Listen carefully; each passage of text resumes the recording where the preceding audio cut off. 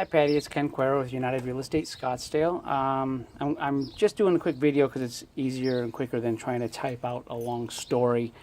I was looking at the inspection report and looking at the gauge in the photograph, and I was really having a hard time reading the gauge. It was kind of blurry. I couldn't read the numbers, so I didn't know if we had 100 psi or 120 or 90 or so. I went out and picked up a brand new gauge. Also, my thought was it might be just borderline above 80, and that really worried me because gauges can from time to time not be as accurate over time, especially depending on whether they've been exposed to higher pressures from other use. So I wanted to just try a brand new gauge that's going to be as accurate as possible, being as it just came from the store. I also, if you see here, I took the anti-siphoning device off just temporarily. I'll replace it when we're done. But the reason is, probably because the gasket's worn out, it was dribbling a little water, and I didn't want to get an inaccurate reading. Obviously, if it's dribbling water out of the anti-siphoning device, it's relieving pressure, and we want to have an accurate reading on pressure. So what I wanted to do was kind of get an idea. I have this tilted into the sun because the sun was casting a funny shadow on everything, so I wanted to be able to see it.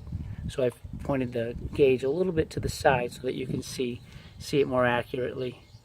And as you can see, we're right at 80.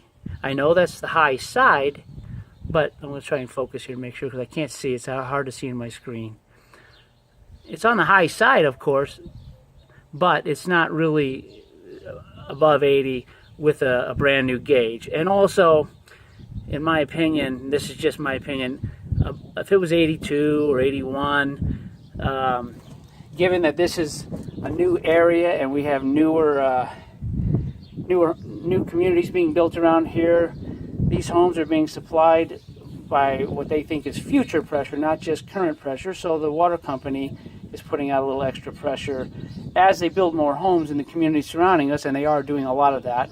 This pressure will, at the worst case, it'll go down, not up. So I don't really see that.